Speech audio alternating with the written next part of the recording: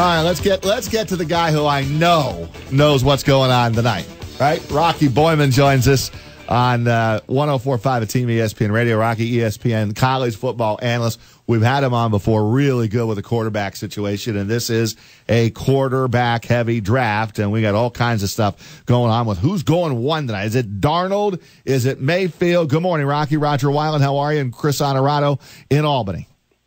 Good, fellas. How you guys doing? What's up, Rocky? Fired up tonight, man. We're sitting in Giants country here. So give me the scenario of how you see this playing out with the Giants picking 2. Does their pick largely depend on what Cleveland does at 1? I think it certainly does. And look, there's probably a handful, maybe 1 or 2 people who really know, of course, up there with the Giants. But I would anticipate. I mean, if I'm Cleveland, you don't get risky. You don't, take Josh Allen. I think it's just hard for them, given their history, to kind of take a chance on a potential guy. I think the guy who has the most upside is Sam Darnold. So with that said, and he goes, do the Giants think that Josh Rosen is a generational difference-making quarterback? Do they think Baker Mayfield is? If they don't, I would say they would go Bradley Chubb, the defensive end, because I think this is a very deep running back draft. I think you can get a lot of quality. A guy like Sony Michel and Nick Chubb and Geis and those guys, I think, will be around. They're still dynamic playmakers, second, third round and whatnot. So I think this is a very thin defensive end draft. And as a guy who's seen Bradley Chubb up close, who's talked with him, who's talked with his coach, and saw him, play and just literally dominate Florida State about week 3 of this past football season, I think he's a real deal, and I think he's a hard guy to pass up. There you go, because a lot of those who are even covering the Giants day in, day out, the beat writers feel like if Darnold goes 1, that the Giants will pick Barkley number 2. Yeah, no, and look, I mean, I'm not going to sit here and say Barkley's not he's a phenomenal. He's one of those guys that, again, probably doesn't come around all that often, but I think, given what the Giants need, and I think again, the running back position, the playmaker position can still be addressed later in the draft in terms of a difference-making defensive end. A guy, you think back to the defensive ends the Giants have had, Justin Tuck and OC and Strahan. There's guys that could both play the run, right, could hold the edge and dominate a run game, but still also get after the quarterback. I think if you're taking all those adjectives I just said right there, I think the guy closest to that is certainly going to be Bradley Chubb. Rocky Boiman with us here on Big Board Sports, 104.5 the Team ESPN Radio. He's an ESPN college football analyst now, but star linebacker at Notre Dame, drafted by the Titans, played for the Colts as well. Rocky, one thing Roger and I haven't hit on yet this morning is because we're all kind of locked into what the Giants will do at 2, what the Jets will do at 3, and then with the Bills, how do they factor in at 12 or moving up? But we also have plenty of Patriots fans in our area, and I'm curious, do you think New England has the ammunition and the interest to move up enough to get a quarterback in the first round?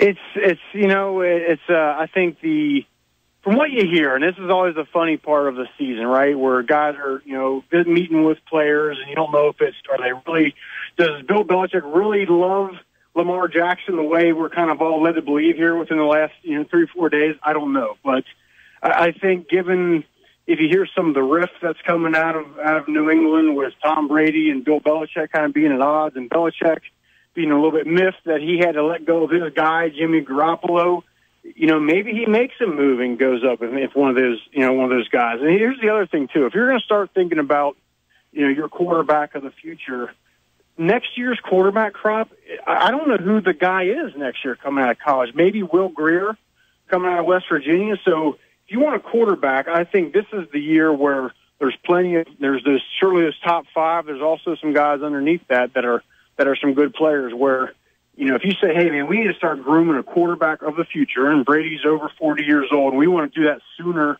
rather than later, this would be the year to do it. Next year's quarterback class coming out of college, as it stands right now, unless someone just one guy, a couple guys just kind of come out of nowhere. I don't see where the true, like, transcendent talent is coming out next year. Rocky, we are getting some live local late breaking from one is Chris, a Giant beat reporter, Diana Rossini with ESPN. Yeah, saying that there are some buzz about the Giants moving down in the draft when their name comes up at number 2. What do you think about that tonight? The only thing I've heard just in talking to folks and hearing what's going on out there is the GM up there is a guy that doesn't believe if there's a Hall of Fame player, you guys heard the quote, if there's not a Hall of Fame type player that he wants, and if it's not one of those quarterbacks, then why not draft down, kind of maximize some of your picks a little bit and maybe spread that out a little bit. So I could certainly see that happen. This is a crazy draft. A lot's going to depend on who goes one. A lot's going to depend on who wants to trade up, who gets desperate to get a quarterback, and for the Giants too, it's how much tread do they think that Eli Manning still has? Does he have a year? Do you want to start grooming that guy now? Do you want to wait another year? It's kind of going to depend on a lot of that. What do you think of the tweets that have come out this morning from the high school days with some racial slurs in the tweets from quarterback Josh Allen, and how big of a deal is that going to be in this draft in terms of his stock? I think it's ridiculous. I think the media that dig up that story and try to get it for play should be ashamed of themselves. We live in a world now, there's, whether it's a girls' soccer team singing a rap lyric that may have had the N-word in it. We had the basketball player from Villanova who hadn't hardly even cut down the net last year, and people dug up a tweet from him when he was 14 years old, of all things.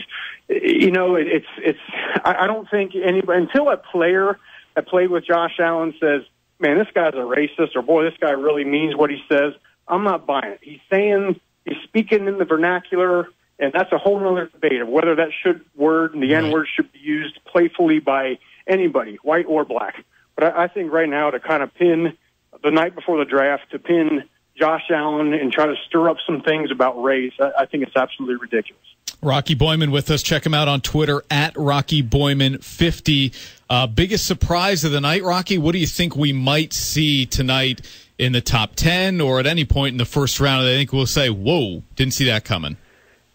The one player that I've liked in college, and I'm trying to get a gauge on where I think he's going to go, and that's Darwin James. And, I was able to call the Seminoles spring game, not like last month, but last year when Darwin was kind of coming back. But it's kind of like, what do the teams think of him? He was really dynamic as a freshman, and he missed his year, the sophomore year, and then he came back and showed flashes, but not, maybe not as consistent as a lot of people would like. I think he's a dynamic playmaker. I think he has a skill set that few out there have. So how high does he go? I mean, there's people talking he goes in the top 10, but as teams, as they get desperate for a quarterback, and there'll be a lot of those taken, I think 5 of those will go in the first round. As those quarterbacks get taken up, as some of those running backs get taken up, does a guy like him slide down later? I mean, people at the Bengals draft, my hometown here, the Bengals draft at 21, and there's a lot of people that I know for a fact on that coaching staff are crossing their fingers hoping that guy falls down. I think it's wishful thinking, but you never know. As teams get desperate, as teams make moves that with inside information that we don't have, crazy things could happen. Could Lamar Jackson be available when the Buffalo Bills pick 12? I think he'll certainly be available. I think he certainly will be. The question for Lamar is obvious: can he succeed with his style of play? I would just say in general, whoever drafts Lamar Jackson should adapt the offense to his skill set, right? Let's not, I know, because last year when I watched Lamar Jackson, there was times when, the year before he would take off and run, but then he would kind of stay in the pocket, and he was almost, even when he probably should have ran, you know what I'm saying? You could tell in his head, he's like, I got to prove to people that I can be different, that I can play in the pocket.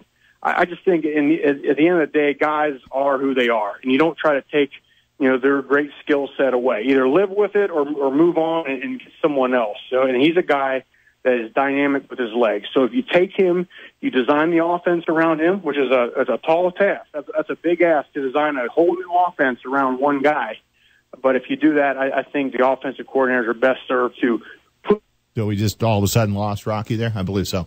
Thank you, Rocky. Rocky Boiman doing a good job for us here, breaking down the NFL draft and what is going to happen tonight, which is so he's still there? Okay. Rocky, you still there? I'm here. Oh, okay. Yeah, I'm here. I'm sorry. I'm sorry. I don't know what point cut off there. But my point was, if you draft Lamar Jackson, make the offense around his skill set. That's all. Rocky, I know you're an Ohio guy. You want to weigh in on LeBron, Jordan, what's becoming an age-old debate after LeBron hits a game-winning three last night? I got to be real honest. I don't follow the NBA. Obviously, playoff game, I'll kind of have it on. It is so hard. I mean, it's just different eras, this and that. But I mean, my eye is a guy who, when I was young, saw Michael Jordan, and now seeing LeBron James. I don't know. You could argue that LeBron is playing against tougher competition. Jordan was winning championships against the Jazz and teams that maybe necessarily didn't have a dominant team, but either way, it's fun. I just think LeBron is so incredible, not only his skill set and what he does, but the fact that, I mean, that's a grind. That's a 80-something game season. For him to go out there every night like that and play as many minutes as he does is a total freak of nature, and it's fun to watch.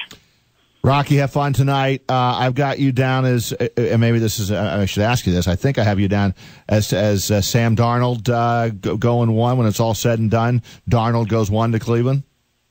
Yeah, Sam Darnold goes one. I think in today's style of offense, the way the NFL is, you've got to be able to make plays with your legs. These offensive linemen are subpar these days. And it's because of the CBA. These guys coming out of college in a spread system. They're now not afforded the opportunity to practice in pads and have the meetings with the coaches, so the offensive line play is bad. You've got to have a quarterback who can scramble around a little bit, and I watched Darnold closely last year. Saw him in person. That's one thing he can do. He can make the big throws, but he can also extend with his legs. He can also throw off the run. I think for all those reasons, he's the guy. And we have Baker Mayfield going 3 to the Jets. You agree with that?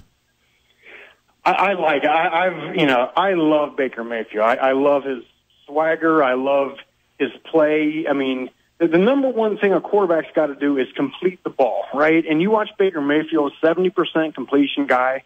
And if you watch him closely, like, the ball is always right there on the money. How many times, you see a quarterback throw a guy a ball and receiver's getting ready to catch it in stride and make some yards, but the ball's behind him. It's high, it's low. It seems with Baker, man, the ball is always right there where the receiver can easily catch the ball and then make a play. So, I love his accuracy. I think that translates well to the NFL. A lot of people tell you that really translates well to the NFL, that skill set. So I like, people say he's kind of, whatever. I know it was a meeting with the Dolphins. He didn't know the playbook and this and that. I don't know.